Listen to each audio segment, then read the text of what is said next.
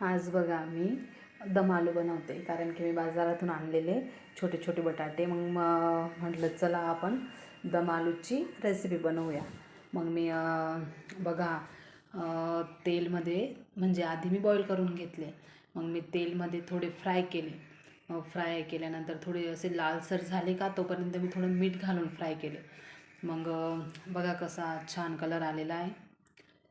तर मग मी एका ताटात काढून मग त्यांची ग्रेव्ही बनवून घेतली. कांदे कापले बारीक, एक हिरवी मिरची आणि टमाटर मिक्सरमध्ये बारीक करून घेतले, टमाटरची पेस्ट. आणि मी त्याच्यात सरसोचा तेल घातला आहे, कारण माझ्याकडे होतं सरसोचा तेल, एक वेळेस आणलेलं होतं. मग पडला होता थोडंसं, तर मग मी भाजीत टाकला, टेस्ट छान येते म्हणून.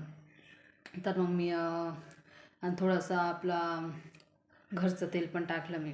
मग आणि थोडीशी दही पण घातली त्याच्यात. दम आलूमध्ये दही घातली की टेस्ट पण छान येतो, कलर पण छान येतो.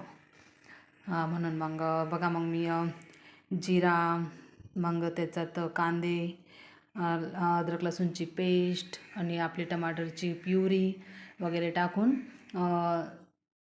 फ्राय केलं. लाल वगैरे मस्त कांदे वगैरे लाल झाले का मग त्याच्यात मी मसाला, काश्मीरी लाल मिर्च पावडर, धनिया पावडर, बेसिक मसाले टाकले आपले घरचे.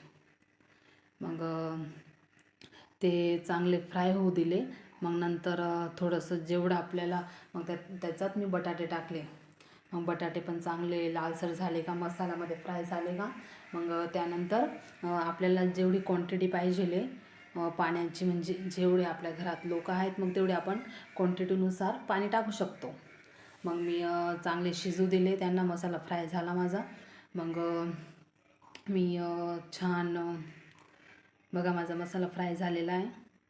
मग त्याच्यात ते बटाटे वगैरे टाकून मस्त फ्राय होऊन दिला. दही पण मसाल्यातच घातली. मी एक रेसिपी बघितली होती यूट्यूबवर, मला चांगली आवडली, मग मी तीच बघून भाजी बनवली. बघा मस्त फ्राय झालेलं आहे, बटाटे वगैरे टाकले. मग मला जेवढी क्वांटिटी पाहिजे होती मी तेवढी क्वांटिटी ठेवली आणि सगळ्यांना खूप आवडली होती भाजी. आणि सगळ्यांनी खाल्ली पण. रात्रीच संपली होती ती माझी भाजी. तर या मग तुम्ही पण खायला. बघा मस्त रस्सा पण छान आहे.